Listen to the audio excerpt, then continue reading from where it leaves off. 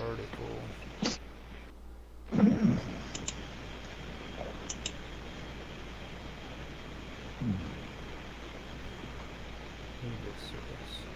we go. God, I'm glad you actually gave me a message when you did. I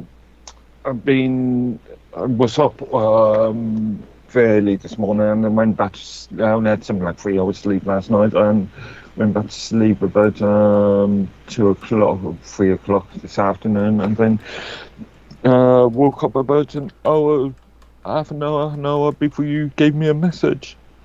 I'm telling you, there's something about right now that's making me freaking feel the same way too, where I just want to sleep.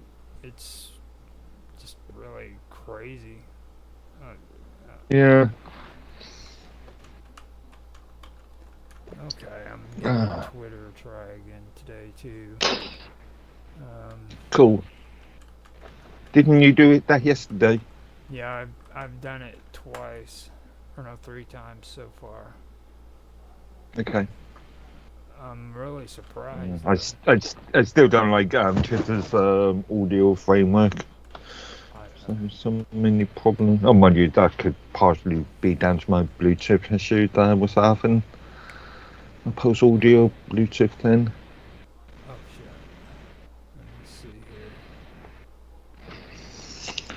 here. Oh, there we go. Okay, I got it straightened out now. Alright. So we have the stream on Rumble going, I believe. So we and X, I know that's going. So we have Cool. And YouTube is going as well. Audio. We have the stream on. Audio is good. Yep, we are hooked. Cool. And now I have to turn Twitch on.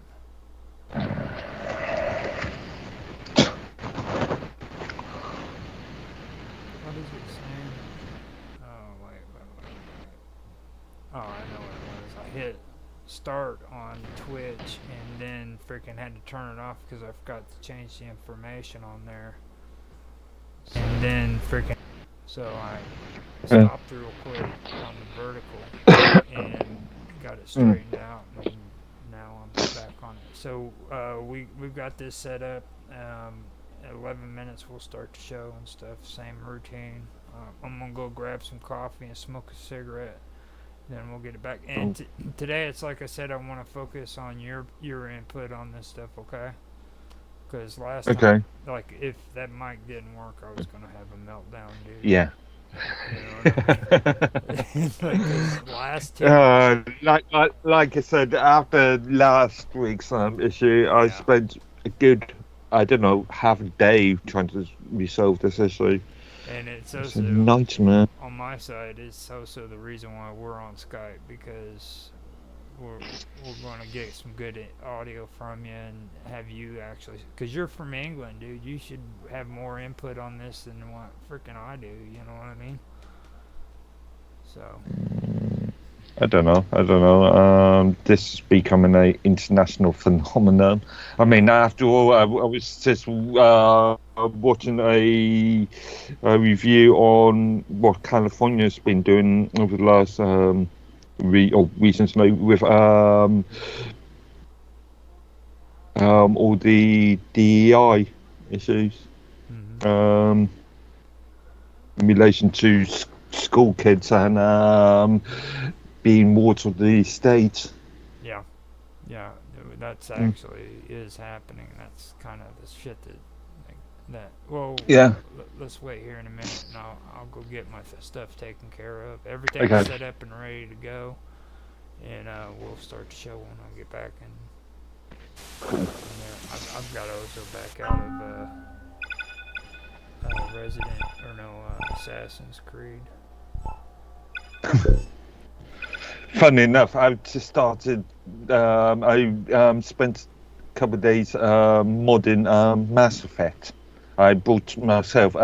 Steam is doing Mass Effect, the legendary version, for about 12 quid or something at the moment, and I've just purchased that. Mass Effect First is game I've bought in. it's a good game Yeah, too. all three episodes. Yeah, Um, I'll be right back.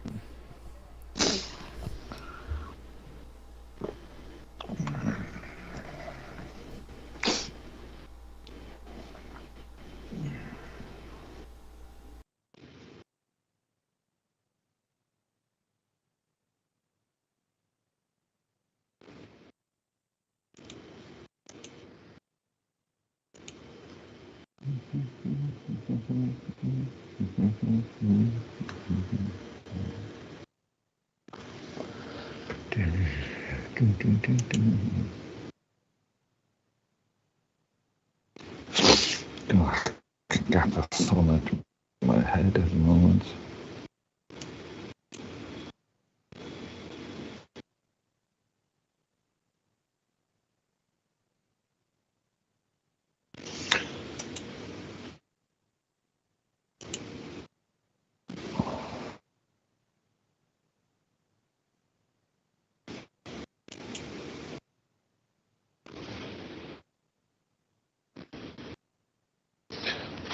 God, it's wrong.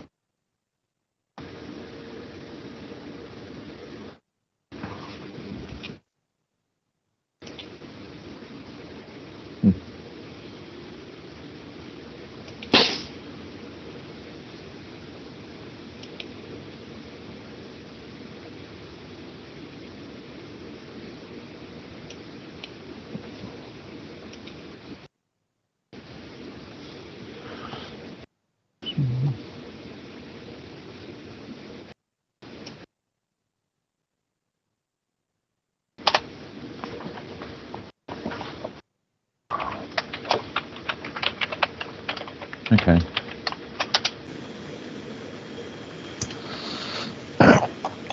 Excuse me.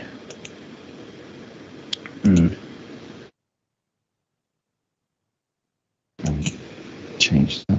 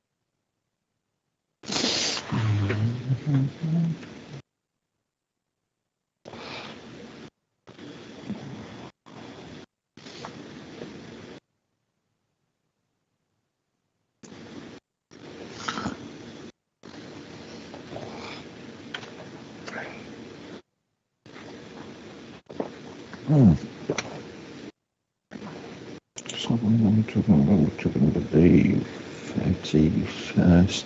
Okay, wow, this one's gone quickly. That's next Sunday, continue.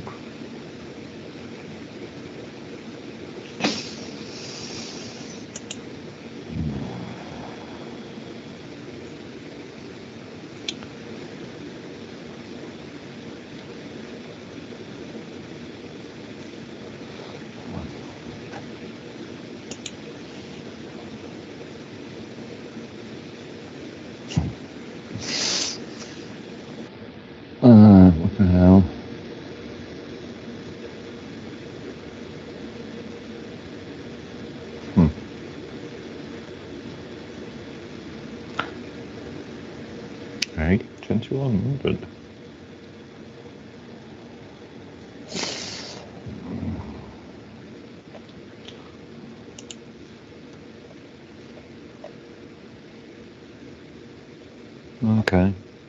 Oh, that's tonight. Don't know if I'm going to be able to do that.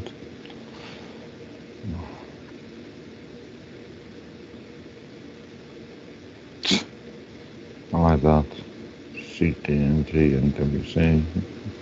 What the hell is WC? I don't know.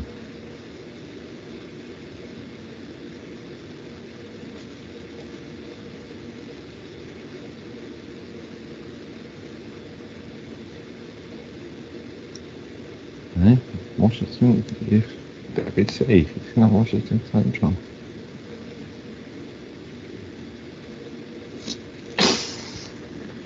I don't know.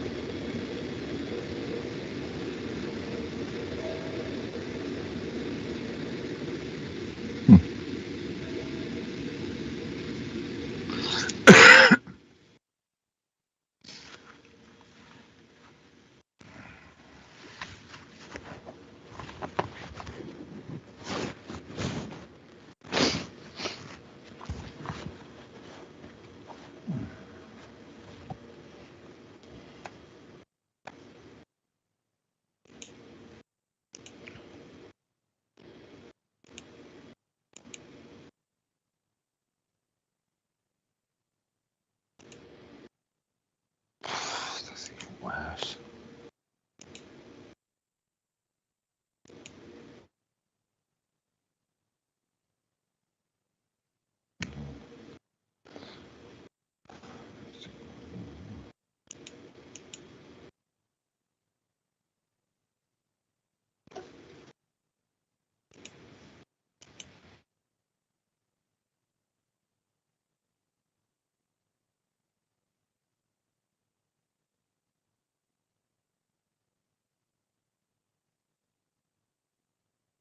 Cool. We have everything set up and ready to go. I believe we're streaming and stuff still. Hopefully, let me double check. Okay. Okay. Yeah, we got it. We've already got 7 views on YouTube. 5. That's cool. So, okay, we looks like we're set up. I'm not gonna run through and do the audio check again. I already did it once, so Okay. Yeah. I'll do the countdown and get things going. I actually should pull up the notes, even though I didn't have very many. Well, you've got notes. Yeah, I've got my talking points. Okay. I've got all of them. So all the way from episode 13, that is. That's the beginning of this year, so I've got those for. Yeah. No, so let me go ahead and do the countdown and we'll get started. So 3, 2, 1, now. Hello everybody and welcome back to Roger's Realtime Talk Show. This is Roger Hanson and I am here with Mark Edworthy and we are getting ready to do the final episode for season 2 of Roger's Realtime Talkshow event. Welcome back, Mark. And, Aye. today I want to point out that his mic is working properly. Eventually. Yeah, Yeah. and I'm glad because just before we started this, I was telling him, this is about England, and he's from England, so it just didn't seem right that we didn't have his lovely voice on here to get us started. So before we get started, Mark, just kind of give us a brief take on what you think about this year. I mean, how did it help you in any way, or did it just not help you in any way? What's your take on all the stuff we've covered so far? Well, we've discussed quite a large, diverse range of topics. I'm not sure if it's helped me. It's been interesting to get other people's different opinions. That's for sure. Both yours, Otto's, and Bob Dub's especially. Yeah, I'm not sure if it's actually clarified anything. If anything, it may have been the opposite. Well, the one good thing is at least we now have like a history of English politics. That's the one thing that really mystified me, and the whole question of the Constitution. You know what I mean? In England, I know that was a big deal for me. England/British politics. Yeah. Even though we touched only briefly on things like Scotland and Ireland and Wales. Well, I don't think that's really like a healthy way of going, to be honest. Especially. I don't know. It's you've got to, when you think about England, you've got to consider the rest of the other countries in the UK. Well, I mean, as well. Like, I'm just saying, like, Ireland is pretty messed up. Well, Northern Ireland. I'm talking about Northern Ireland rather than Ireland per se. Granted, Ireland per se, Republic of Ireland especially, is messed up at the moment, but yeah. The thing that I do know, and it's just my observation from it, but like the first season, I think we should have done England first, and then in this one we should have moved on to the United States, because like a lot of the stuff we covered here this year actually made a lot of the stuff we covered last year make a lot more sense. You know what I mean? Does that make sense to you? Okay. Yeah, if we're going to jump onto the United States, then we've got to consider countries like France and Spain, or France especially in the modern context. We covered quite a bit that actually makes sense with England too, though, because when it comes to classic liberalism, especially, that really opened up my eyes to a lot of things. And then conservatism, like I'm finally realizing that the majority of the people today really don't know what conservatism really is. You know what I mean? They have absolutely no clue. Even though I had major audio problems on last week's stream, you were talking about conservatism, and you made comments such as conservatism being similar to socialism, and I'm glad that Bob Dub actually came up and sort of disproved that up to a point. How did she disprove it? Well, she made the point that conservatism is about bringing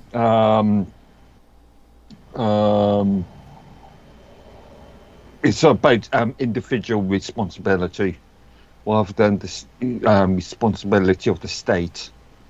So about bringing back power to more localized groups. Well, see, you said the two. You said two key words. Responsibility is conservatism. Mm. From what I've learned, Or individual responsibility, yeah. okay, and it's not. You don't have a decision when it comes to freaking it being a personal responsibility. That's just the way you do it according to traditional conservatism. I'm gonna try to keep saying that, but you know what I'm Yeah. saying? Like like it's your responsibility. Like if and that's the one thing I pointed out, which I do agree with on that. Like, you know, when it comes to classical conservative, that's what I'm finding. Like, as a group, it is your responsibility. It's not your choice. It's not your decision. It's your responsibility. You know what I mean? And then the Mm. second one you said was group. Okay. Now, they conservatism does believe in the group, and they're really sticklers when it comes to individualism, especially excessive individualism. They despise it with a passion. Mm. You know what I mean? Um, and that kind of went into what I was talking about with on Roger's Realtime Talk Show about radicals. The reason why the conservatives and the radicals freaking fought tooth and nail with one another was because of that individualism. You know what I mean? And well, I should say the Tories actually. They're the ones that really had a problem with it. Um, and that those are the two things that I noticed just here recently, going back over everything. You know what I mean? Like that's really what pinned them up. But like even with National Socialism, though, National Socialism is kind of like conservatism, but on steroids, kind of hyped up. You know what I mean? Because Again, there's the issue of degrees. I mean, we could talk about National Socialism as in Mussolini's fascist state or the Nazi state, or we could talk about socialism as in a very light touch socialist state. when when I talk about like National Socialism, basically, when I was talking about it, it's kind of a little bit of that, but in all degrees, like you said, you know, but it's more of people working for the state. You know what I'm saying? And Yeah. and then they're talking about reform, and they're talking about all of this stuff. Which, don't get me wrong, conservatives do that too, but then they want you to be a part of their their group. You know what I'm saying? They're like, don't worry about your individual rights. Come and be a part of our group, and freaking you'll be stronger, kind of thing. You know what I mean? Yeah, the socialist idea. Yeah, Yeah. I mean, if you want to look at light touch socialism, in theory, the UK NHS is light touch socialism. Even know how it's manifested over the last 30, 40 years, 50 years, you can argue that it's extreme national socialism. But in theory, the NHS is light touch. If it wasn't for the bureaucracy. That's another thing. Once you create these socialist states, you've got to put more and more people into positions of power. You've got to put more civil servants into. Exactly. Yeah. Exactly. And see that kind of goes into the National Socialist thing with here in the United States with the Federal Reserve, the Social Security Office, the IRS. You know what I mean? All of these, and they could be really easily mixed up with conservatism. You know what I'm saying? But they're not. They're actually National Socialist organizations. I'm not sure if I can argue that the Federal Reserve be National Socialist because of its ability to manipulate and pursue or aid in more global concepts. Well, that's the whole reason why it's a National Socialist group, you know, and also they created a loophole to where they could get away with it because constitutionally it's illegal to have an organization like the Federal Reserve as a government office. You know what I'm saying? Here in the United States, we can't have that. And the same thing goes with the IRS. All right, it's a non-governmental organization, which a lot of people aren't aware of. And again, it goes back to the Constitution. In the United States, it's illegal for us to have a government organization like that. Now, we have government organizations like the DMV, the Division of Motor Vehicles, and we have the Post Office. That's government, and you know, setups like that. But those are the only ones that are government organizations. Like when you get into the IRS, which is taxing people's income, that's constitutionally illegal. They can't make it into a government organization, so they make it into a non-governmental organization.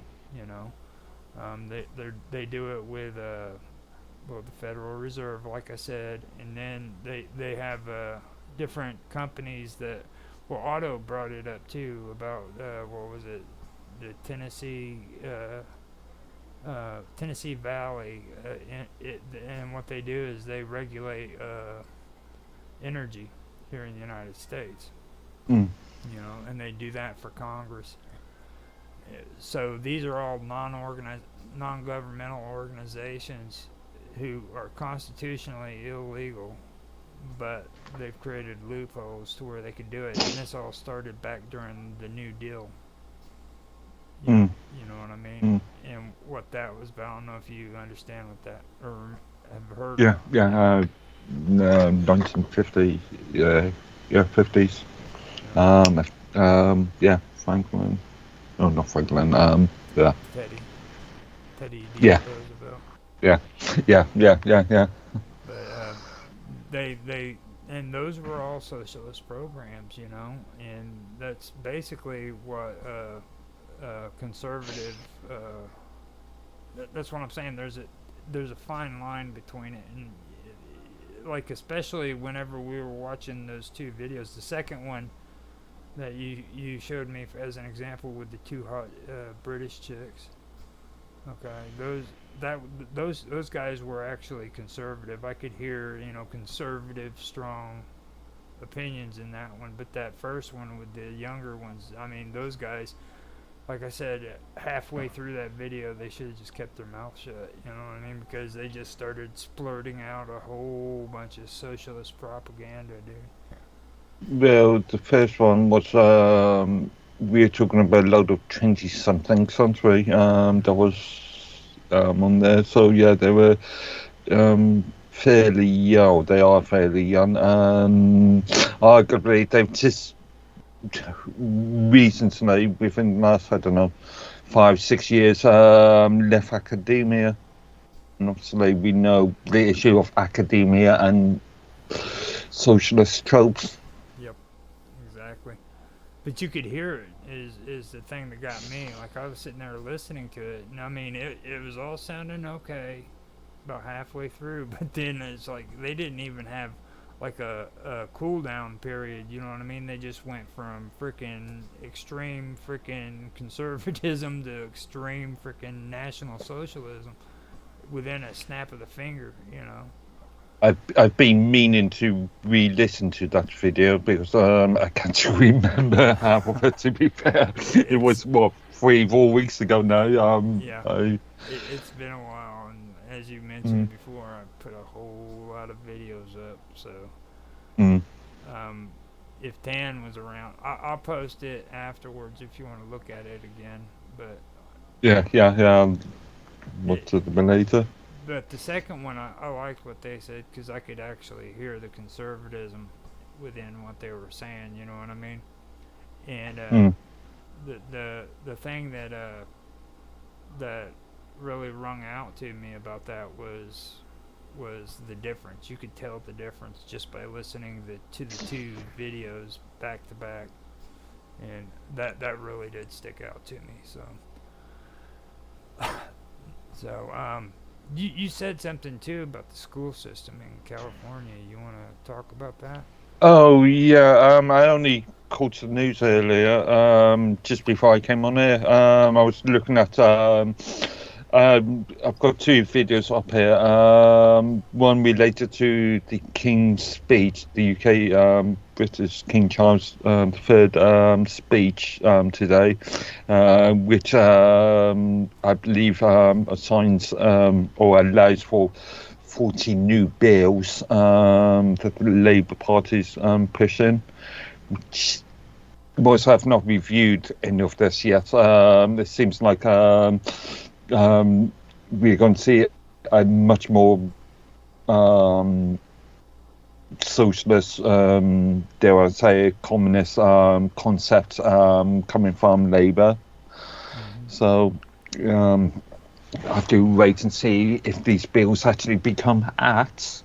But as far as California is concerned, it seems like with a new act, a new state act that's just came into power, that the state now has the ability to um, um, push DEI, diversity inclusion blurbs, onto children or via schools, push the notion of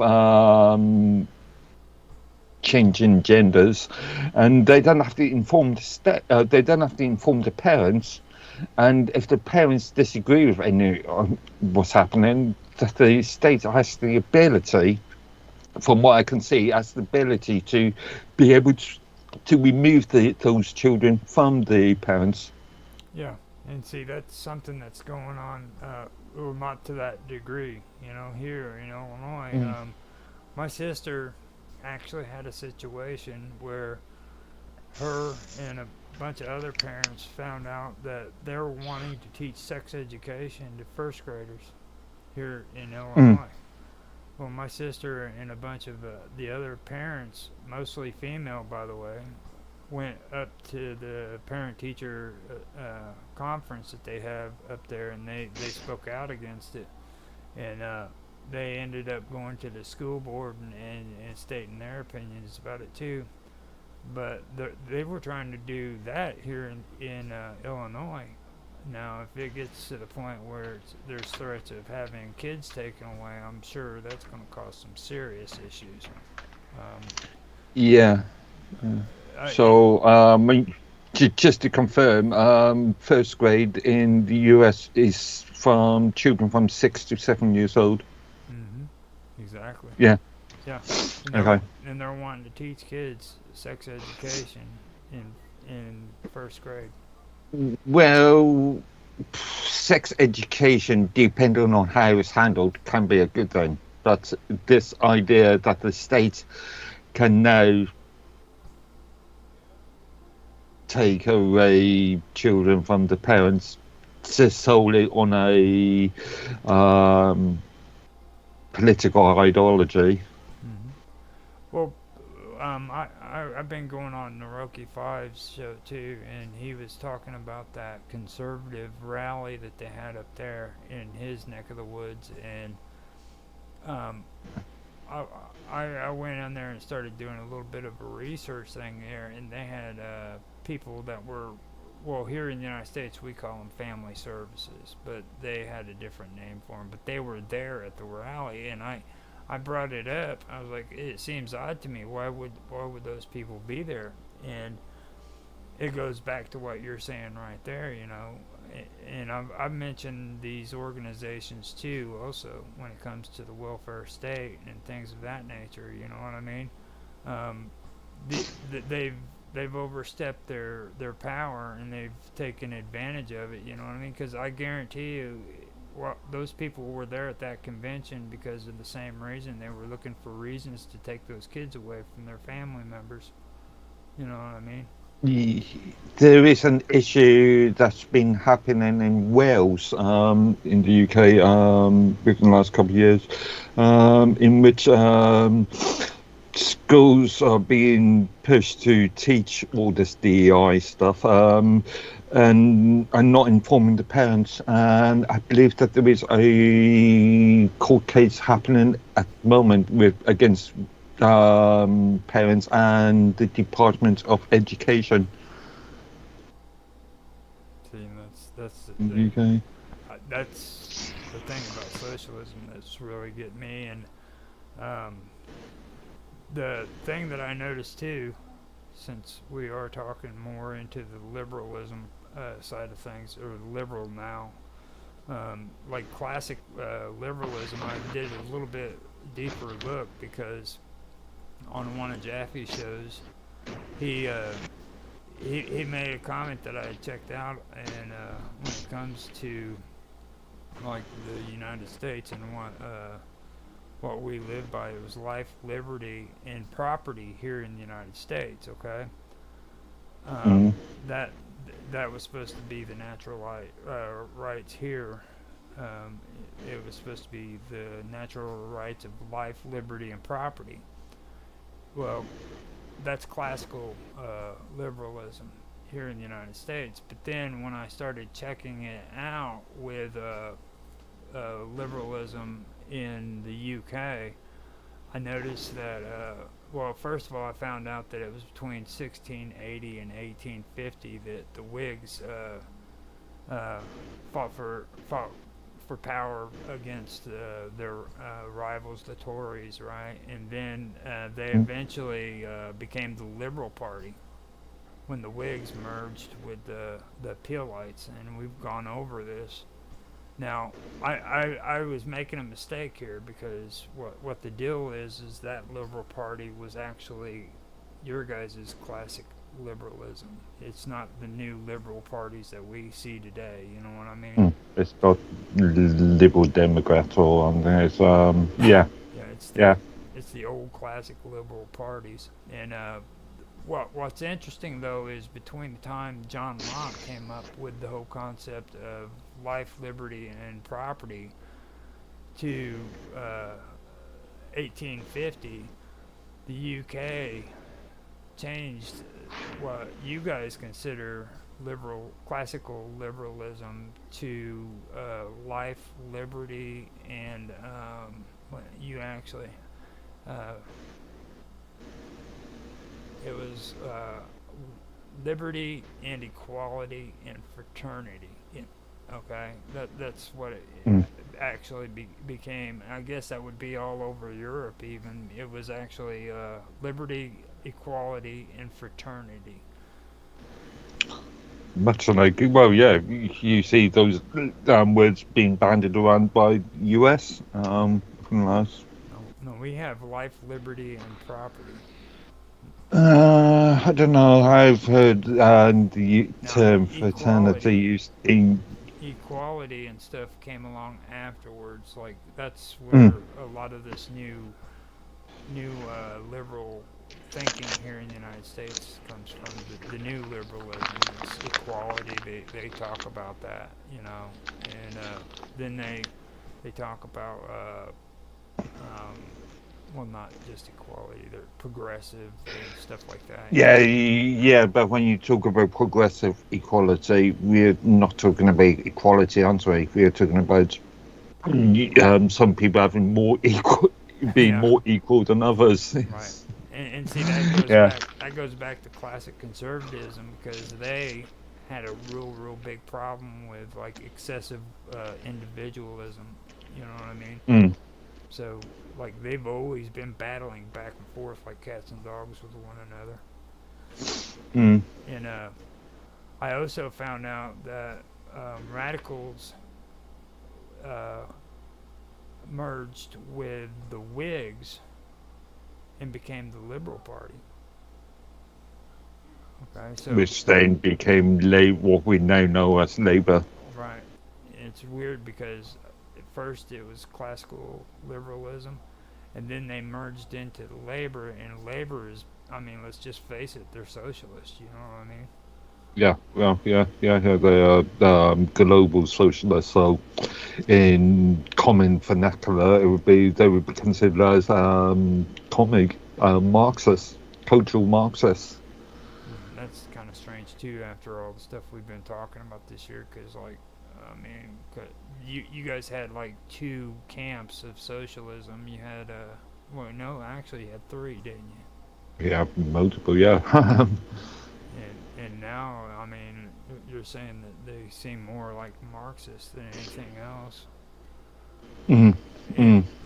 and it just I know that a lot of people don't go to church and stuff. You know what I mean? But the idea that they were teaching socialism to kids on in church, it just blows my mind, and it makes me think of back when I was a little kid and my parents made me go to church. And I don't know if you've ever Okay. had to do that, like go on a Sunday school bus. No. Thankfully, my background's more liberal when it comes to religion. They used to pick us Even though, up on a school bus, a little mm, church bus. They call it the church bus, and they'd make us sing. the old US yellow buses. Yeah. And then they'd make us sing "Jesus Loves Me."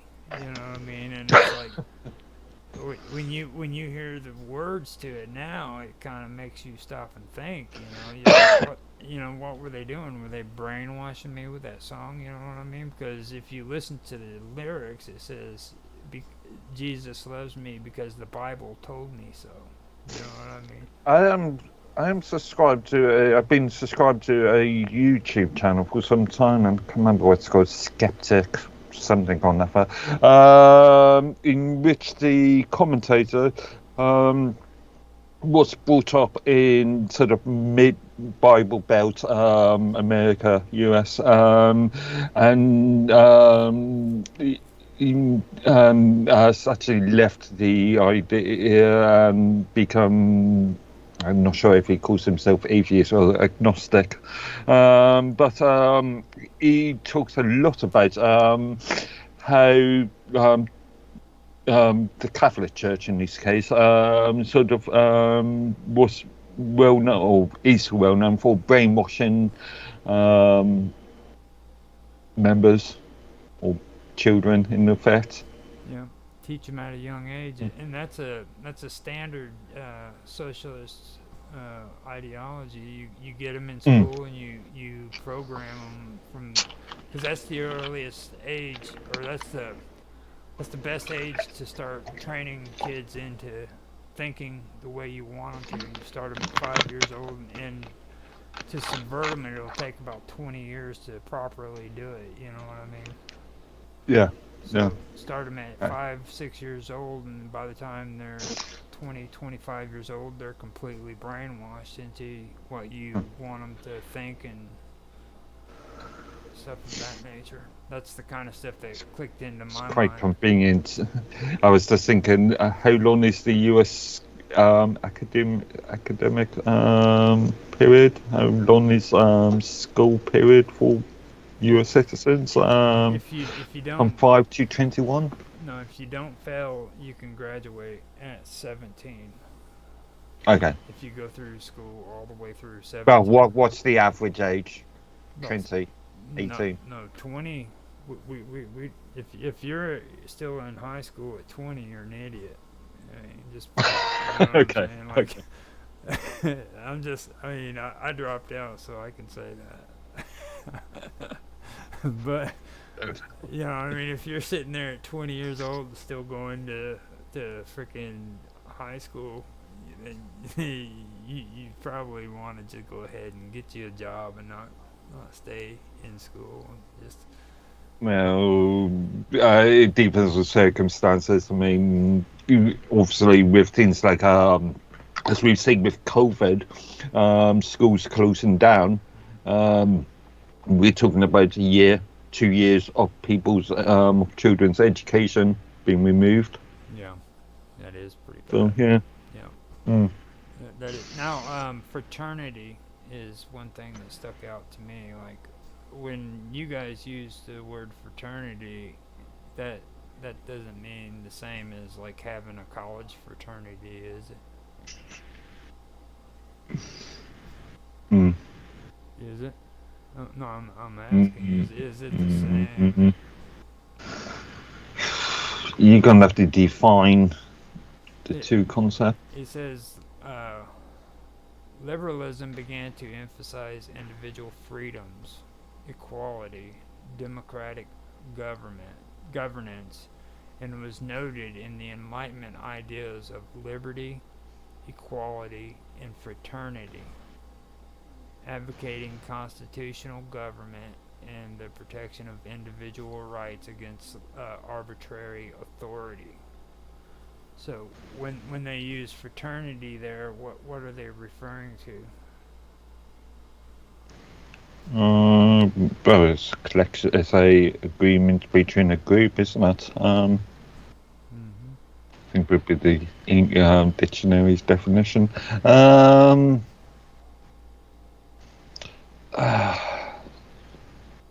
And I have found out too that like words are very important when you're discussing this mm, stuff. You know what I mean? So mm. don't think that was put in there on accident.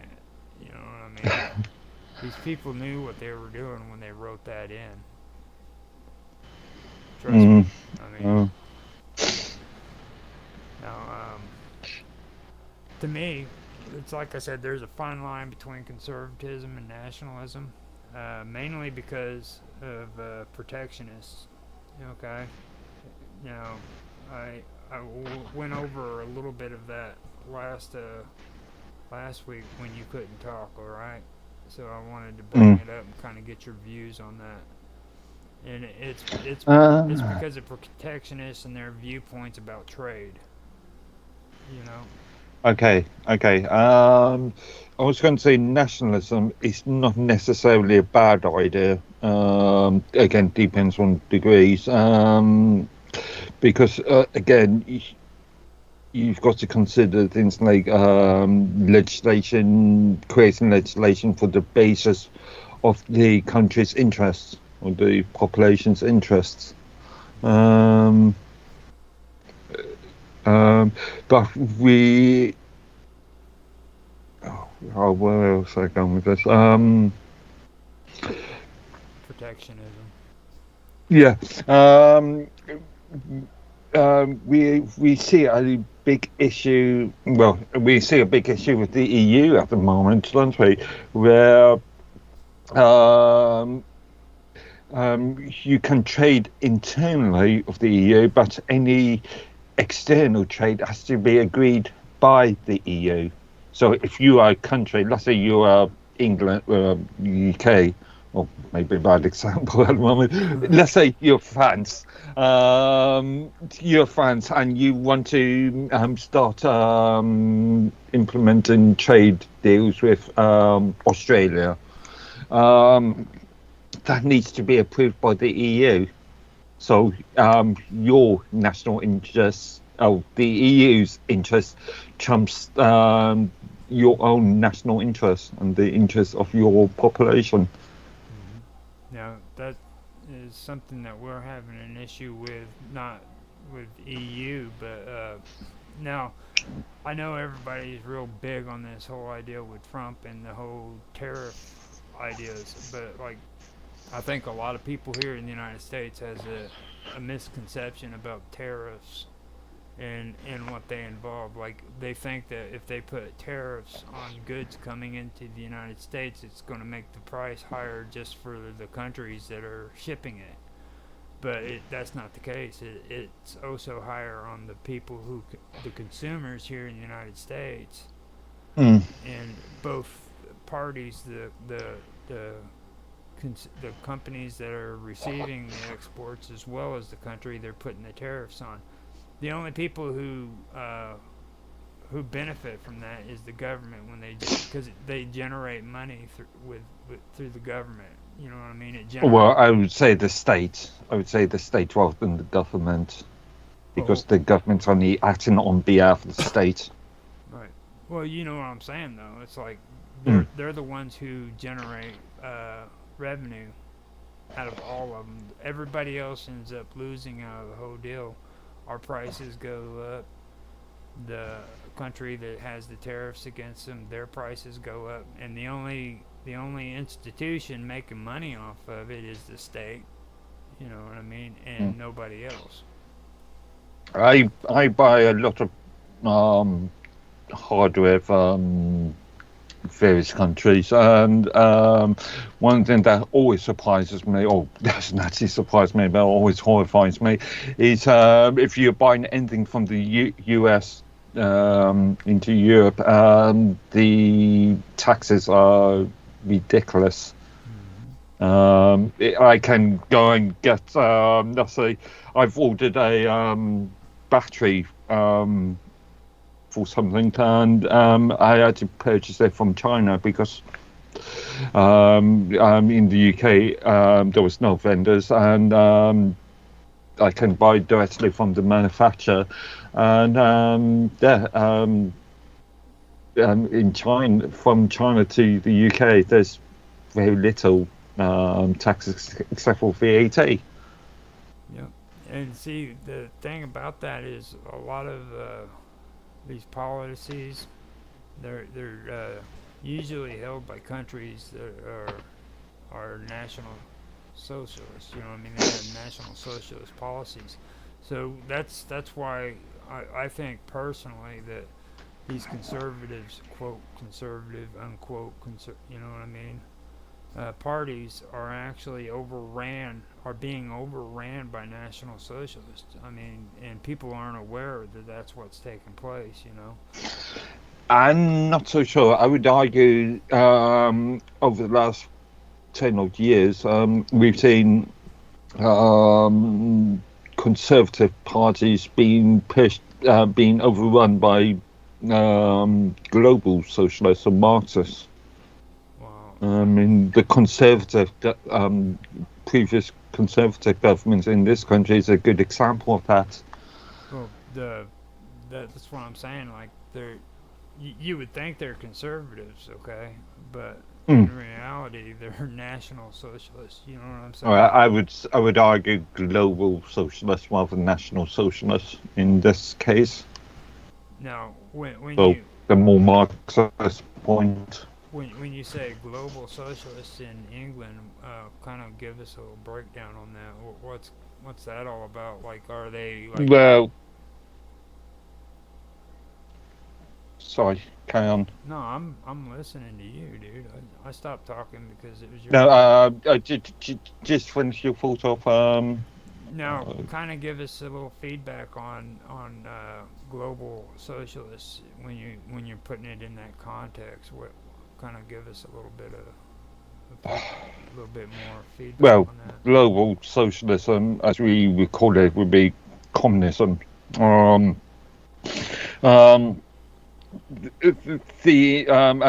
a good example of this, the concept of pushing the UK back into the EU, having politics being controlled by the European Union, which in effect are elected members, but they can only vote upon things that is being presented by the European Commission, which is a non-elected organisation. No, I was under the impression Labour was the one pushing that. Yeah, but again, we've seen, as I've called it in the past, the long march with institutions, where you see much more radical globalist socialism being pushed into things like the Conservative Party.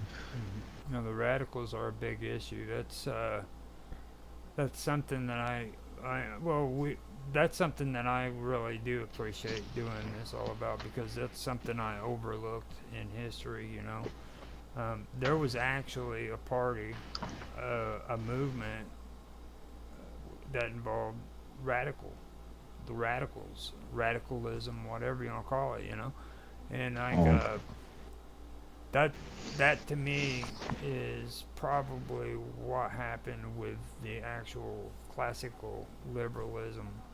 They got overran by these radicals, because there is a difference, okay? Like, you had the ideas of John Locke, and then like the form of classical liberalism that you guys had, but then you had these radicals who believed in constitutional governments, and but they didn't believe in small government. Like, and that's another key that you need to watch out for too. Like, a classical liberal political party believes in small government. They don't believe in big government. When they start talking about reforms and referendums and stuff like that, what they're talking about is freaking radicalism. Okay, so they're going to come into the party and they're going to take it over, and then all of a sudden it goes from being a small government to all of these regulations and these reforms and everything. You know what I mean? So that's where I see that when it comes to the liberal parties and what happened there, because it's obvious here in the United States. You know, and it's even gotten to the point that they don't even care about hippies no more. You know what I mean? And the hippie movement used to be the big deal here when it comes to being liberal. 1967. Something else to think about is when we're talking about big government, we're not necessarily talking about a big civil service, because in the last, I don't know, especially since Blairism back in '97, we've seen more and more private sector organisations acting as arms of the government, as arms of the state. The state outsourcing certain responsibilities to crangos, in effect. Yeah. Here in the United States, we'd call those non-governmental organizations. Yeah, NGOs, crangos, yeah. Mm-hmm. And that's exactly what I was just talking about a little while ago. You know, that goes right into your guys' government. You know, what they do is, okay. My best way to describe it is this: there's issues that are social issues that need to be addressed. Don't get me wrong. Like, child abuse needs to be taken care of. All right, I'm not saying that it's not, but it needs to be taken care of by the law. It needs to be taken care of by the criminal court systems. All right.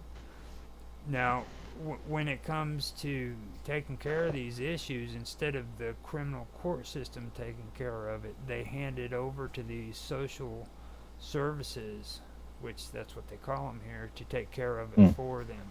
Okay. And when it comes to like family services isn't actually a government office. Okay, they're handed that responsibility to them by the juvenile court system, which is also controversial here in the United States. Okay, having a court system set up for juveniles is a big deal.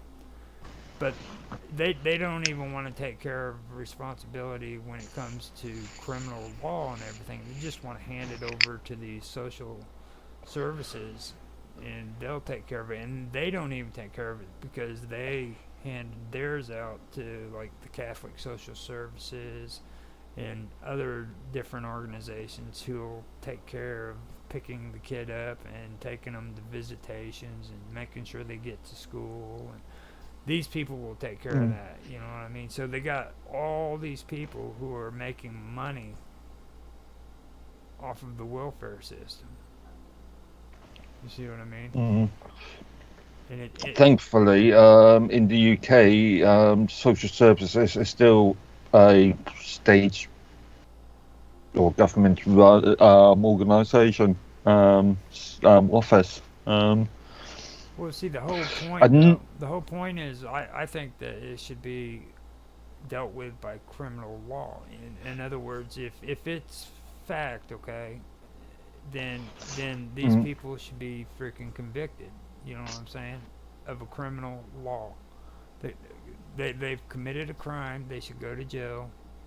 And again, not necessarily jail. It depends on the circumstances of each individual case. You can't. It's a bad idea just to make such blanket statements because no two cases are exactly the same. Abuse, you know what I'm saying? Like stuff like that. Mm. You know what I mean? Now, if it's something like But mitigating circumstances and various other issues, yeah. But you get what I'm saying. The legal system should be taken care of. The criminal legal system should be taken care of. It shouldn't, you know. And I even see that even in like the colonies in England too. Like they actually have civil services set up in the police stations, according to Bob Dub, in New Zealand. Okay. You know, Okay. you know what I'm saying? Like there's counselors there in the police department on the job, dude. Okay. Yeah. Yeah. I think in this country they treat it as two separate arms. Of course, there's communication between to the various departments. Obviously. Another factor I've been thinking about is that in the UK there are public servants, civil servants can, if they've been abusing the system, can be charged and convicted with either conspiracy to commit misconduct in a public office or malfeasance in a public office. And those two are criminal acts. And even though that these private sector NGOs have are governed by this various government officers, if we get an issue like there's been some sort of malfeasance happening, it's harder to actually prosecute the private or the NGOs or the individuals of the NGOs underneath that, whereas much more, in theory, much more easier to convict the civil servants of that activity. Well, I mean, with here, like with our police officers, we do the same basic thing. You know what I mean? Because like a cop, when a cop puts a badge on, he takes an oath to the public. You know what I mean? So like if a cop is, well, say, I'll use an example. If a cop is going in and breaking into a suspect's house illegally, and say that suspect tries to freaking shoot at him, and in the process of freaking trying to get away, he freaking shoots the suspect, then he can actually go to prison because he was in the process of an illegal act. And, you know what I'm saying? And he gave an oath not to do that whenever he became a police officer. So automatically, that's prison time here in the United States. If convicted, yeah. Yeah, if convicted, you know, and that's they do that here in the United States. So I think we had a woman here in this town. She was working for a township, and she was supposed to be doing the books, and come to find out she was taking the money and pocketing some of it and putting it in her own bank account. and they ended up busting her. And there's another Mm. guy in another town just a little ways off that was doing it too, and they're going up on criminal charges as well. So it happens everywhere. Okay. You got a lot of them, and I think that that's the way it should be, you know. Mm. But I But again, yeah, I was going to say again, if you are creating using NGOs, then you create a further, I don't know, blockage to that sort of system. like to call it a proxy. They're Mm. proxies that, Mm. you know what I mean, because that's what it is. It's like so that they don't get in trouble with constitutional law. They can create these proxies to do their jobs for them. You know, Mm. like the IRS. Like people always talks about the president pardoning himself or other people, but they don't understand Congress can do the same damn thing. Mm. Okay, Congress has the right to tax people, and they can set any limit they want. All right. Now what they did is they have what they call plenary powers, and they can actually extend their plenary powers out to different organizations, and that's where the IRS gets their power from. You see what I mean? And then Mm. Yeah. Yeah. The Social Security Department the same way. So in effect, they don't have it on their own. That they're being that they're having their powers given to them by Congress through plenary powers, the same way a president can pardon himself. But presumably, if these organisations have these powers, then there is a group of civil servants that's monitoring them, or a body that's monitoring them, That would be and yeah, that would be within that they have their own departments, I guess you could call it, within Congress. Like you have the Energy Department, which is a group of mm, congressmen that watch over energy, and then you have a group that makes or watches over taxes, the IRS, and you know. and in theory, in theory, it should reduce the amount of civil servants that need to be there. But in reality, the more NGOs you've got, the more civil servants that you're going to need to monitor them. Right, exactly, and that's what it's all about. Mm. It's they want that bigger government. You know what I mean? Mm. Mm. Instead of small government. Um, and the thing about like here in the United States is like a lot of people, like I said, don't they have misconceptions. They think the United States was built off of conservative ideas, and they weren't. We actually fought against conservatives to freaking get our independence. You know what I'm saying? Like it was the classic liberals who who are the ones who founded our country, and our ideas are founded off of classical liberalism, you know. But even Well, arguably, a lot of America or the US ideas come from things like the French Revolution, and that was a um, we were first, dude. yeah. We were first. So The French, the French got their ideas from us. yeah. No, Okay. we got our ideas from good people from your country, like John Locke, Yeah. Yeah. Yeah. Yeah. who the conservatives exiled because they didn't want to hear his shit. He died in exile. A lot of people don't know that either, you know.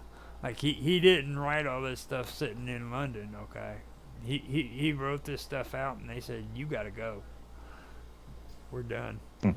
You're out of here. So I think he went to Denmark to finish his writing. I can't remember exactly what I country. can't remember. Yeah. But he was exiled, and didn't stop him 70 years later, I think it was. That's when we had the American Revolution. And if you take the writings that John Locke have and you set it right next to the Constitution, and you don't see any kind of similarities, then you're either freaking dumb or you're just dumb. You know what I mean? It's that similar. I mean, the dude pretty much wrote our Constitution before we wrote our own Constitution. Obviously, when you're talking about John Locke, you still got to think about Adam Smith as well. He's sort of major detractor. Well, Adam Smith, I don't really know really if I want to make him in the same category as like a yeah, again, they were both around at the same time, and they were both had opposite views in a lot of Adam Smith was a conservative, if I remember correctly, and so was Hamilton. And Hamilton was the one who wanted to push the radical ideas. He's the one who kept going back to Europe and learning about the European banking systems. Okay? And he is the direct reason why we have the Federal Reserve today, was because he started incorporating radicalism into our form of classic liberalism. You know what I mean? So it was here too, and that's one thing that I just recently figured out. I found out that he was Hamilton and freaking Adams were both radicals.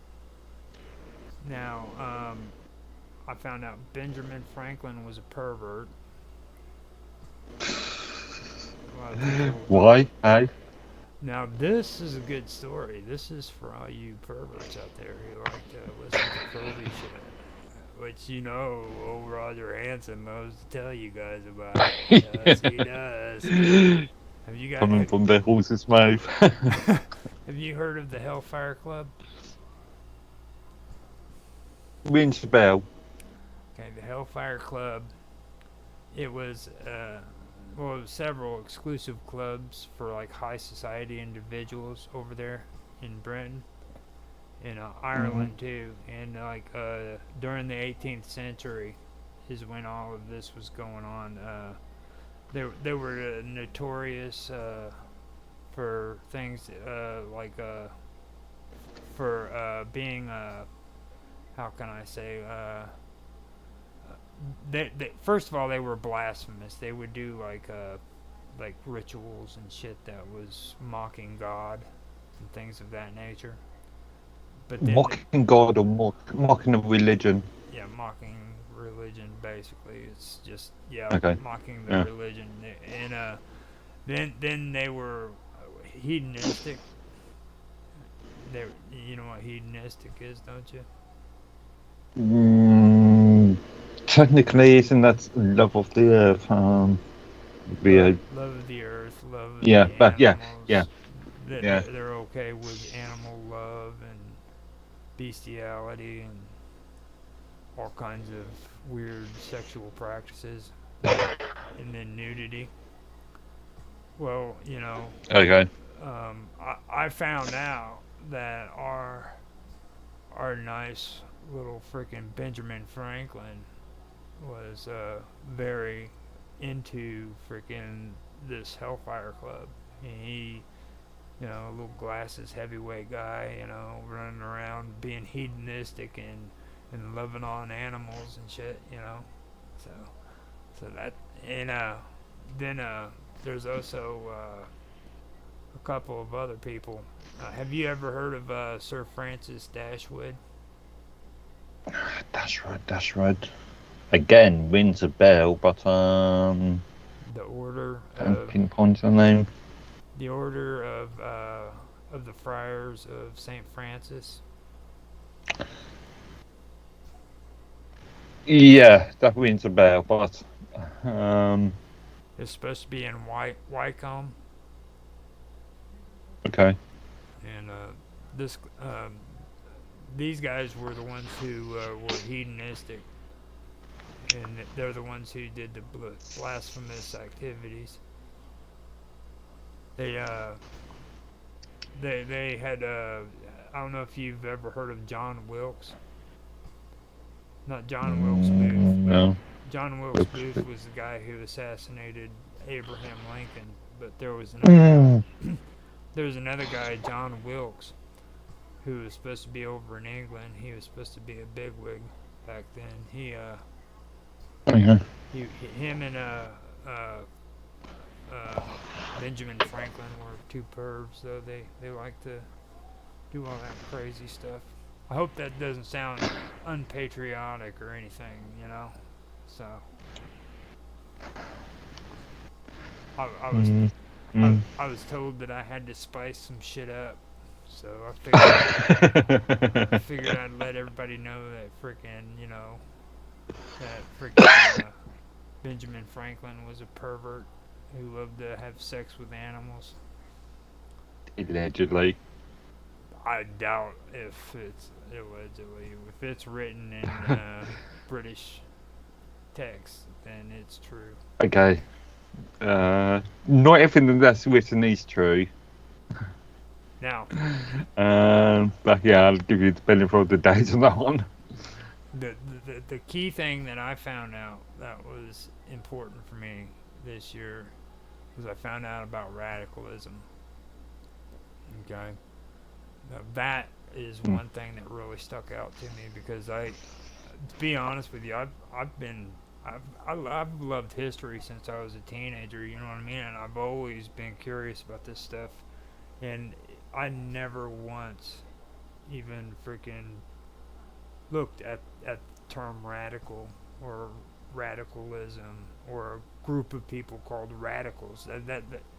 That's never even crossed my path. You know what I mean? Mm. So this year when we did this really helped me out because this opens up a lot of new information to me, and it freaking makes things make more sense now to me because of this group. Okay. Like this is actually the group that was that filled in the cracks. You know what I mean? Mm.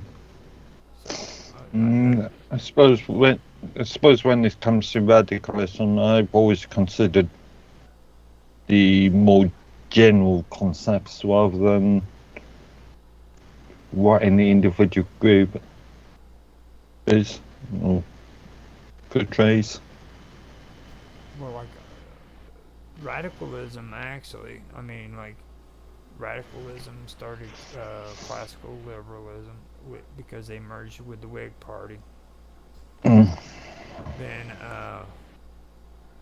after freaking the Whigs and the radicals became liberals, classical liberals, then all of a sudden the radicals and the liberals are the ones who actually started creating socialism. Basically, you know, they weren't the only groups that were involved in it, but they did play a major part in it during the 19th century. Mm. Like there's a one. Have you ever heard of the Chartists or the? Yeah. No, they were a group, and then you had the Manchester Patriot Union. Mm. You heard of them? Yeah. I've come across them quite recently, actually. They're a radical movement, and then what was it? They focused on political reforms such as universal suffrage, fair representation, and workers' rights. Which I'm cool with workers and everything having their rights implemented back then because I you know what I mean. I understand how things went. They had little kids working for Mm. people doing what a full-grown man should have been doing. Body limbs Mm. being torn off of them, shit like that. So I understand that, but I also know that times have changed, you know, and a lot of the stuff they had back then, they don't have problems with now. So, Uh, yeah. Okay. Yeah. but those are two of them that I found out about when it comes to these radicals, and they were real big about that and inequality and injustices, and this goes all the way back to the 1800s. And this is what I was Mm. talking about with like everybody has this idea like all this shit's new with like woke and all that, all the crazy ideas they're coming out with, and it's not. It's been around. It's just people haven't been paying attention to it until now. The overarching concept's not new, but how it's manifested itself. Um, yeah. As you say, society changes. And new issues come up. And I seriously think these guys are. The, well, I think that socialism in the UK evolved from a lot of these radical roots. You know what I'm saying? That's where you guys get your socialism from, I think. And don't get me wrong, you had the Fabians and all that too, which Mm. I Mm. agree that was a big factor. But then Still is. even in the beginning when we were talking about it, you had even anarchists who were involved in all this stuff too. You know, Mm. anarcho desilarium does a frasium, Yeah. however you pronounce that. And but that's basically what I found out about it. When it Mm. comes to the radicals. So I found out that the radicals influenced your guys's your conservative party. You guys had your conservatives, which were the Whigs, and they merged with the radicals and became the liberals, and the liberals became the frickin' Labor Party, Mm. Mm. and Mm. now you have a whole bunch of stuff. That is the right order, though, right? Like, Yeah. Yeah. I was just thinking of the split off groups such as the SDP in the early 80s and the new Labour concepts of Blairism. But yeah, in effect, yeah. so when they start talking about those frickin' labor unions and shit, to be on the lookout for those socialists. They're creeping around there somewhere, trying to get. When it comes to unions these days, the original concept was for the unions to act as parties that will take the interest of the employees first, or take interest of the employees and take interest of the wider society. But as we've seen, especially with the doctor strikes in the UK recently, the unions are only interested in the interest of their own power. Within the wider political concept and the interest of the employees, ignoring the interest of the wider sort of demographic. Yeah, that's the way it usually is. Though they all become corrupt. That's what was the name of that one guy? They said that he vanished. They can't even find his body now here in the United States. Oh God, he was a union leader. I should Okay. They think he got buried in concrete somewhere. He Okay. he was a big Union leader who I cannot believe I forgot him. But yeah, we were talking about John Wilkes. He was a reformist. Now, in North Britain, he was MP, and he was seen as a radical at the time. But his support dropped off after the massacre of St. George Field. Have you ever heard of St. George Field massacre? No. This not to my memory. No. It was in 1768. John Wilkes was supposed to be giving a speech, I believe, and he ended up doing his speech up, I believe it was. Well, actually, let me read it. John Wilkes was a prominent English radical journalist and politician known for his outspoken criticisms of the government. Oh, yeah, I remember this. I'll go ahead and keep reading it, though. Of the government and advocacy for civil liberties. He was first elected to Parliament in 1757 and became a key figure in the fight for the rights of voters over the decision of the House of Commons. Despite being expelled from Parliament multiple times, Wilkes continued to fight for his seat and became a symbol of resistance against government oppression. In addition to his political career, Wilkes was known for his libertine lifestyle and association with the Hellfire Club, a group infamous for its debauchery. Debauchery, I tell you, Mark. Debauchery. He also played a significant role in securing the right to publish parliamentary debates, contributing to greater transparency in government. And see, there's that word transparency. Transparency in government. Wilkes' legacy includes his early efforts towards parliamentary reform and his support for the American colonies during their struggle for independence. However, his later years saw a shift towards more conservative policies, which alienated some of his radical supporters.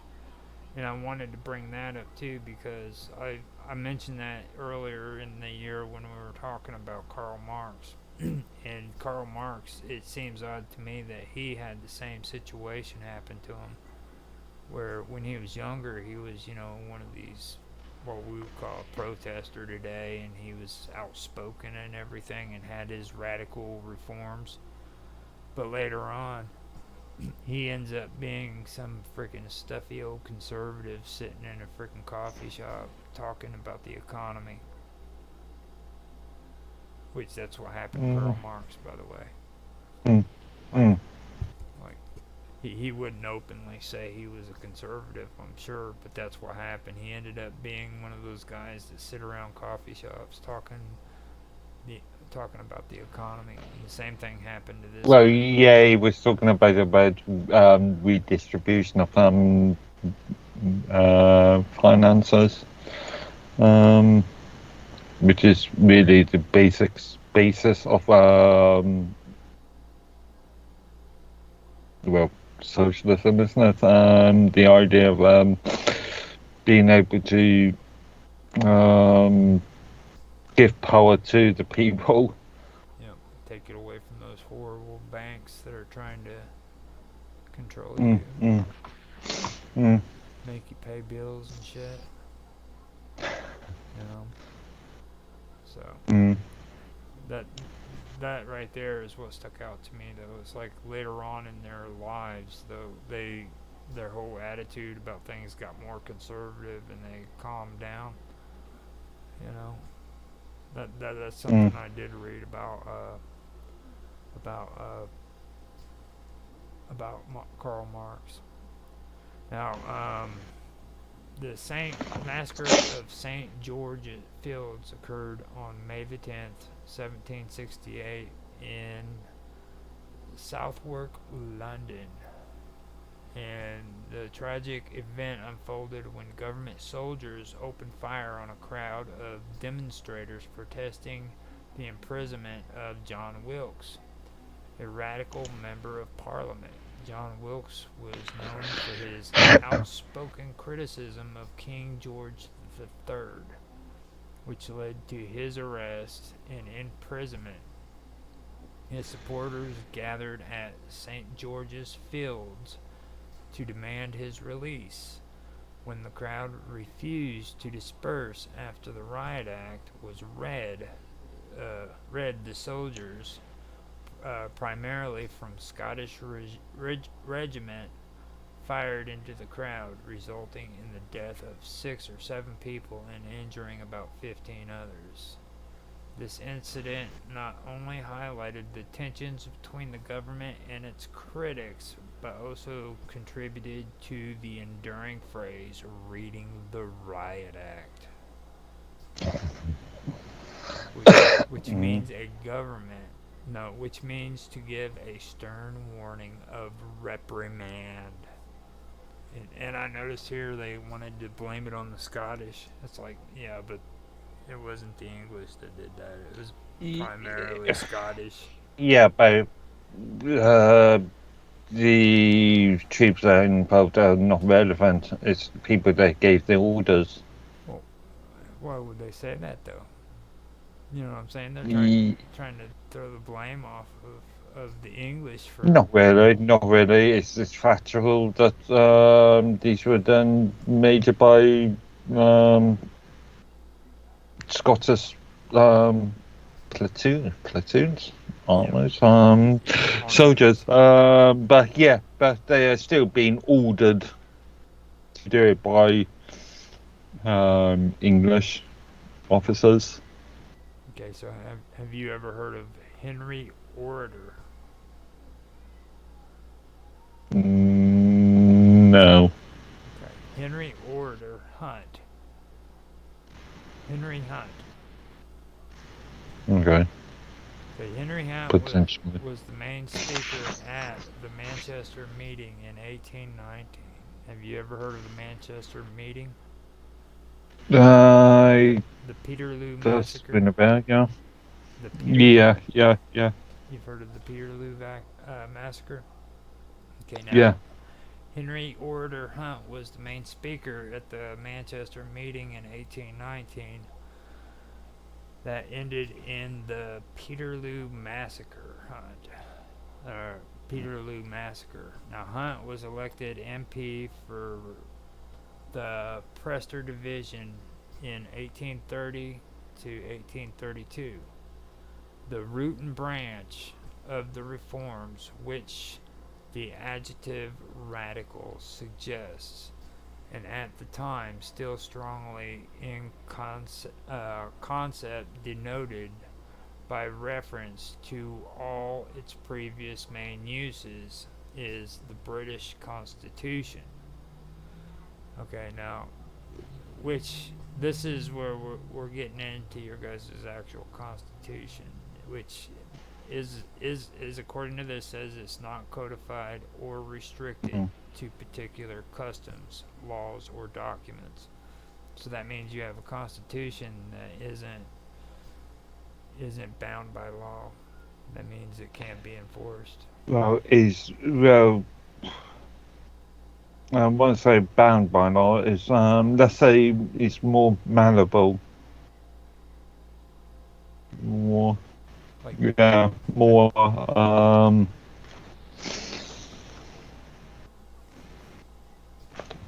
diverse. Is that the word you're thinking of, Mark? No, more what's the word I'm looking for? Hypothetical. It can be manipulated, can be altered easier. Yeah. See, that's what I was kind of wondering with the codification, and why it's important that our Constitution in the United States be codified. And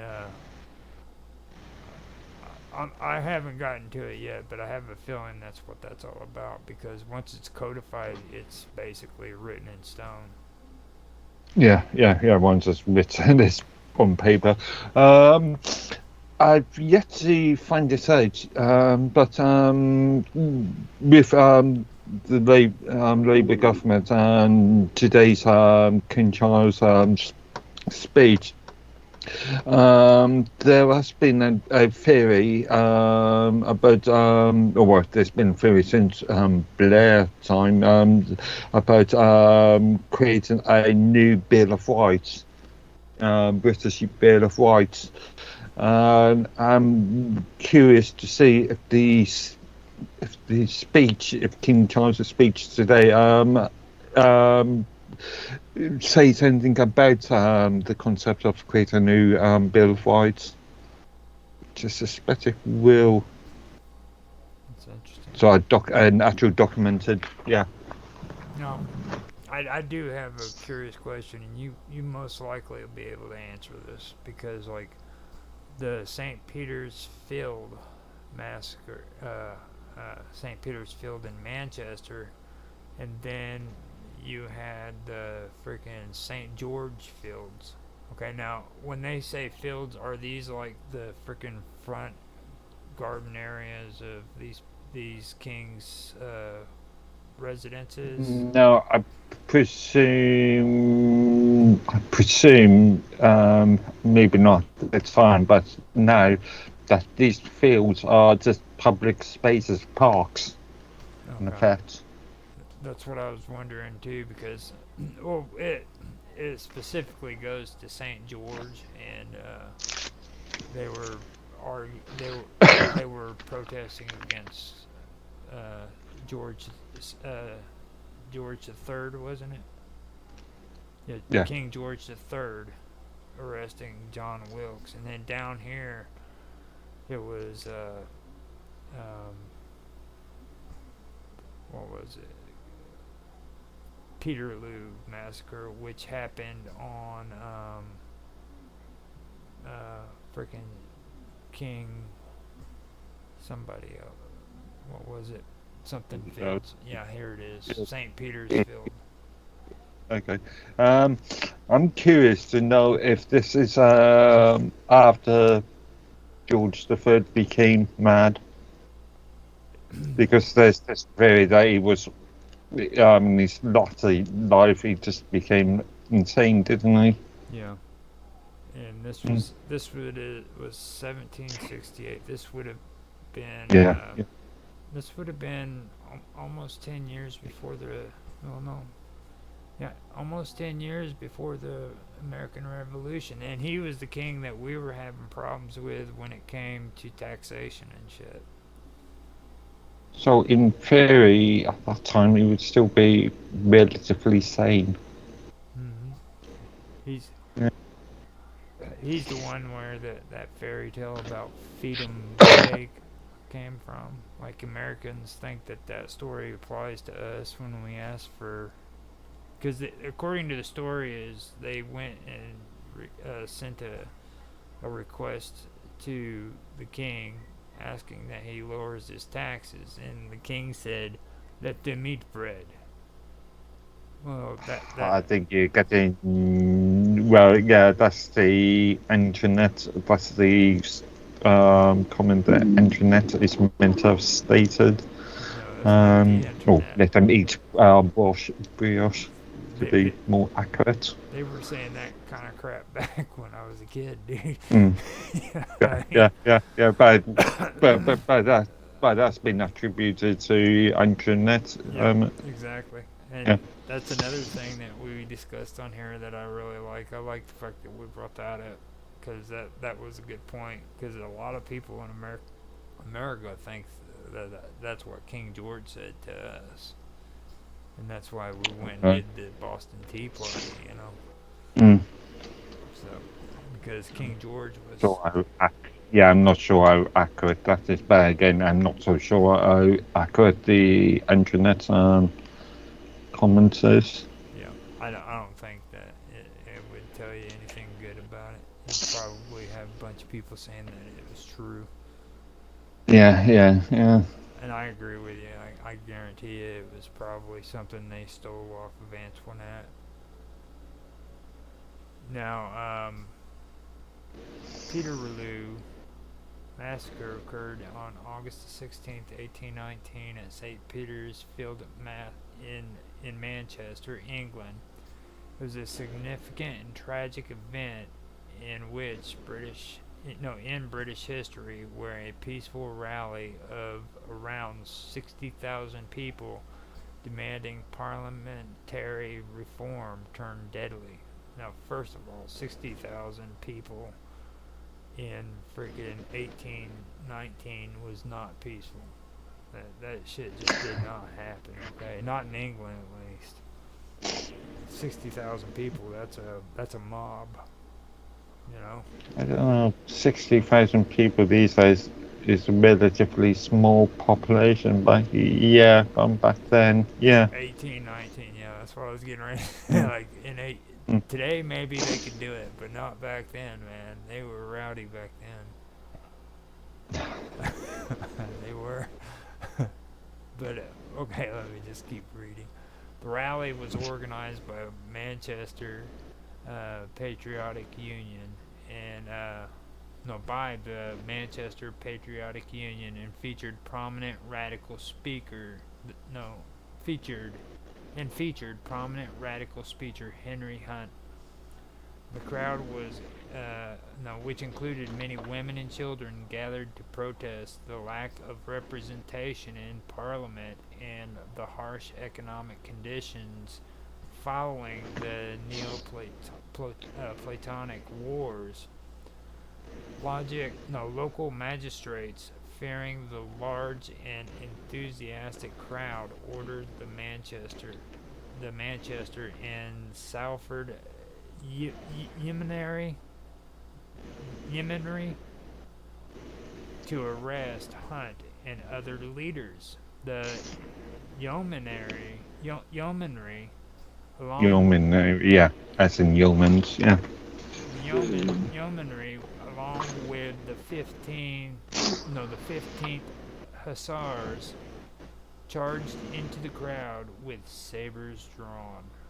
Okay, now into a crowd of 1,600 people, they ran with sabers flying in the air, dude, and they're saying that this was an accident. You know, that, that's what when I first read that's the first thing that came to mind to me. You know, you don't cause an accident when you're running into a crowd that big with freaking sabers. You know. Okay, the initial order, you could argue, has been an accident, but the outcome. Yeah. Resulting in chaos and bloodshed. And bloodshed for the English. Okay. Yeah. Estimates of the casualties vary, but it's believed that 18 people were killed and between 400 and 700 were injured. The event was dubbed the Peterloo Massacre in a bitter reference to the Battle of Waterloo, highlighting the irony of soldiers attacking their own people. The massacre had... Remember, Yeah, go ahead. Waterloo was 1812? No, that's early. It was... No, It wasn't that far off. Yeah, it wasn't far My off at point all. being, yeah. Yeah, yeah, you're right. It wasn't that far off at all because I know Say within 1812 because that's Prussia, isn't it? Napoleon's brother actually moved to the United States after all that was said and done. So, Yeah, because his brother was opposed to a lot of what Napoleon wanted. Now, 1815. So yeah. it was pretty close because and this is the build up to... Well, the event was dubbed the Peterloo Massacre in a bitter reference, blah blah blah. The massacre had a profound impact on public opinion and led to increased support for the reform movement, eventually contributing to the passage of the Reform Act of 1832. And that's the one that you and Tan Hai Tran always talks about. I believe it is. The Reform Act. And then after that, all I have is like cool notes about what I just went over with hedonism and the Hellfire Club. The pervert Benjamin Franklin.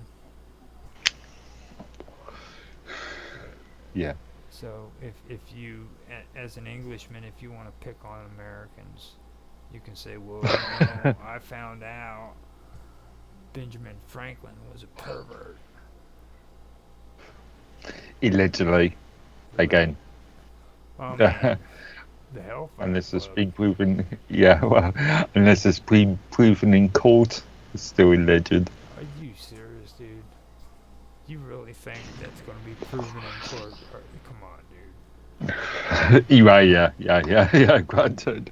Yeah, I mean, come on. Like, they're going to find archaeological evidence that shows Ben Franklin had his penis exposed to freaking... come on. That's just not going to happen. Okay, so... Yeah. We covered the radicalism and everything, so I'm done with what I got. So now that we were able to get you to hear that, what's your take on all that? Well, I think we've really covered this. All I can say is politics is a messy game. Complicated, messy game. Especially with the radicalism, you know what I'm saying? Like, this stuff was actually real shit, and people believed that was classic liberalism, and it wasn't. It was actual radicalism, you know? And I can understand what they're saying between the turmoil between the conservatives and the radicals, and it's kind of like what's going on today with you guys over there. It's getting pretty heated up between the conservatives. And arguably what's happening in the US as well. Well, with us. Throughout most westernized countries. With us, though, I think it has more to do with being the best way to say it is we're getting influence from outside. You know what I mean? Like, our government has like changed so drastically, even since the 1990s. To now, like from the time me and you grew up as kids until now. Look at the differences. You know, like you can't tell me there isn't a big difference. Like, you actually freaking liked Margaret Thatcher and shit, you know what I mean? How many people could tell you today that they like Margaret Thatcher?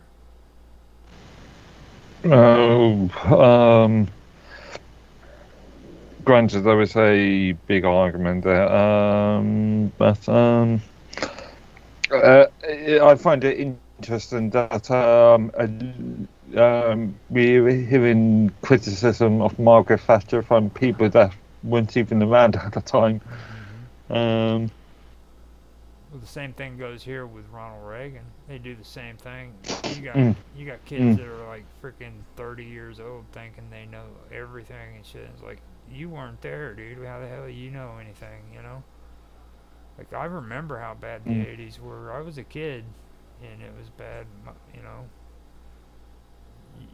You didn't freaking get everything handed to you. It was hard to, if you remember back in 1980, we had the fuel shortages and shit. And then before that, they were trying to tell you to turn your freaking electricity off and turn your thermostat down so you could save on energy. Yeah, but in the UK, that was related to Labour. Was it Wilson? Cameron? Yeah, but it was all related to the sort of 3-day working week, and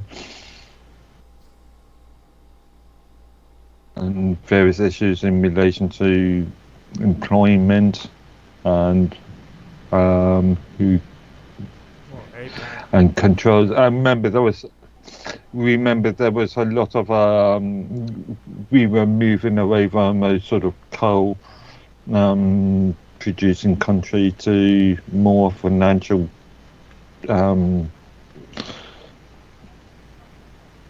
related country, and and we had things like the unions being abusive Yeah. in effect. Well, they knew that their times was coming to an end, because I remember back then was when the fight started with the against the coal companies, and also the oil companies. And then the oil companies turned on the frickin' coal companies, because they used to work together. But then when this whole pollution thing started up, that's when the oil companies turned against the coal companies. You know what I mean? Because they figured that they had a little bit more time left, so they actually started talking crap on the oil company or the coal company. Also, it wasn't about pollution per se, it was about control of energy supplies, because at the time nuclear power was considered to be a big scary monster. In some circumstances, in some areas, it's still considered to be that, and coal mining in this country on the scale that it was becoming unsustainable, and more and more need for oil. But again, over the last 50 odd years, we've seen governments both in the UK and the US, or especially in the UK, bearing their head when it comes to the question of unsustainable energy. Yeah. I think that with when it comes to oil, that was always the big issue, especially in the 20th century, because in Russia too, you got to remember they were a major player as well. Mm. But then you had APAC. In APAC, Okay. Yeah. the Arabs, they ended up going against the United, or actually most of the Western world. I think you guys got just as much of a blow from it than what we did, because of that whole incident with Israel. Yeah, that's a very complicated Well, back in the 80s, I'm saying. thing. Yeah. You've got to look at how the UAE was created. You have to got to look at things like Belfast Treaty and OPEC, and also the US internal usage of oil.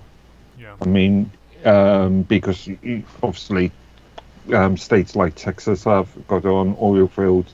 In effect, there's been a form of protectionism around oil and internal usage. Right.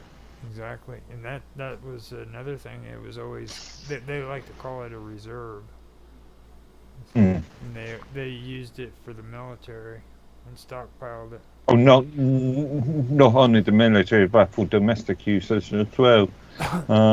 This is why, generally speaking, the US have been able to keep hold of relatively cheap oil because of their sort of internal protection attitudes. Yeah. Well, I mean, we are at an hour and 40 minutes, man. If you want to, we can call it quits. And this is going to be our final episode for the year. So, just wanted to say, man, I really like doing this with you. This was really good for me. I thought it was pretty good. I also like to say thanks to Bob Dub, AutoX, Also, Mr. Robot came on here once, I Yeah, believe, indeed. and so did Julian from Bob Dub's show. Yeah. He came on here. I'd like to say thanks to all you guys for, especially with Bob Dub and Auto X. They were always here for quite a while with us. But Mark, Yeah, of course. Interesting. Mark, you did a wonderful job this year. You you changed my heart about English people, man. You guys aren't all that bad after all. Allegedly. Allegedly, yeah, allegedly. But later on, whenever we're done with this, I do want to hang out a little bit and see what we're going to do next year, if what direction we want to go. Okay, because I think this is good. I just think that we did it backwards. I think we should have done this year, last year, and then last year, this year. Well, last year's roundtable, like, well, I can't remember what he called it in this now. It's this live virtual roundtable. Roundtable, isn't it?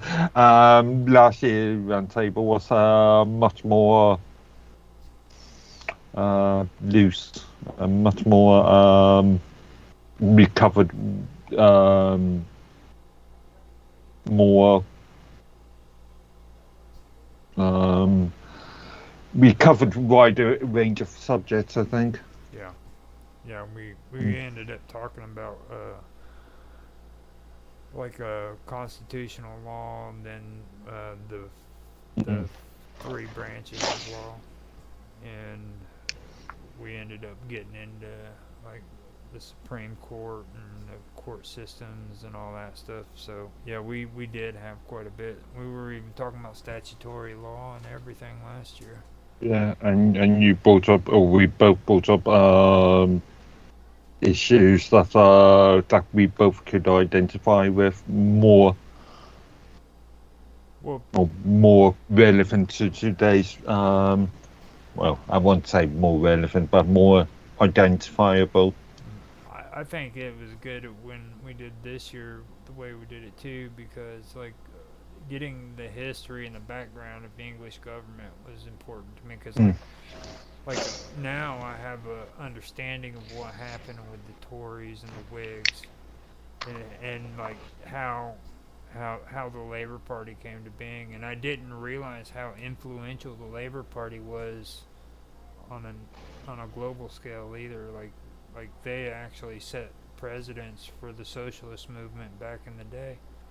You know, it wasn't just France and Germany. It was England. They had just as much of an influence on it. And I can also see like with socialism now, it wasn't just like an epidemic. It was like I said with Bob Dub. I mean, I think it was like the next step in evolution when it comes to politics. Like it was bound to happen. You know what I'm saying? Okay, yeah. Yeah, like there's no way that you could have avoided it because of the political parties that were already in place and the things that they were talking about and doing. I mean, the next logical step would be bam, there's socialism. That's my opinion. Yeah, it's interesting to be able to review what created what comment created the modern concepts of socialism, both left and right. I really have learned a lot about that. I'm glad I did it because I thought I knew quite a bit about this stuff until we did this, and it's actually had me take another look at things. You know, like with Otto, he was talking about oh my God, now I'm having a brain fart. It was the um, not the Rotary Club. Shit. It was the Socialist Club that you guys have over there. What do they call them again? You know what I'm talking about? The Socialists. Socialist Club. Yeah, it's Uh, I'm having a complete brain fart right now. But anyhow, I knew about them, but then mm. now apparently I don't. I have complete amnesia and don't remember them. But the thing of it is like when we were started doing this, I mean, I've been able to kind of also determine now that it really isn't about like all of the welfare programs and shit like that either. You know what I mean? It's more on the lines of workers and and things of that nature and unions and reform and more reform and taking over the banks and make them stake run and just absolute power. You know what I mean? That's what they want. They Mm. want absolute power. They want to run the businesses and the banks and the government. They want all of it. Mm. And then to boot, Mm. then to boot, you can't own property. You're going to be living in a utopian world where everybody holds hands And start singing the Coca-Cola song. I don't do So that. going back to the previous conversation, yeah. Yeah, I don't do that. That's that freaking Bob though. Oh, she freaking Otto. He had like backstep. He's like, oh no, dude, I didn't do that, did I? But yeah, I'm glad we did it. Mm. You want to say some last words before we get off here? Well, as we've been saying, the last, the series has been an interesting series, and yeah, we've got to now gather notes and look forward to the next series. Yeah. And like I said, I do have these notes. I'll try to see if I can find the ones from last year. I'm pretty sure I still got them, but if I don't, I can probably find them. Well, I don't know if I can find them, but I'll be able to pull Yeah. them up. Loose, a loose But idea. like we've said, we've covered quite a large amount of subjects, quite a lot of subjects. Well, there's still Europe. You know, there's Europe, and then Mm. there's we still gotta talk about those people over in the colonies who Mm. those colonials. Our poor relatives in Canada. You know, Yeah. we gotta bring that up and make a conversation. So we are going to restart this in January too. To anybody who's listening, so this isn't done. It's not over. It's just that we're taking a break until January for season 3. So for everybody who's on here and they've watched the show and actually like what they listen to, leave a comment and give us some feedback. And we thank you for watching the stream. And I guess we'll end it there. Sound good?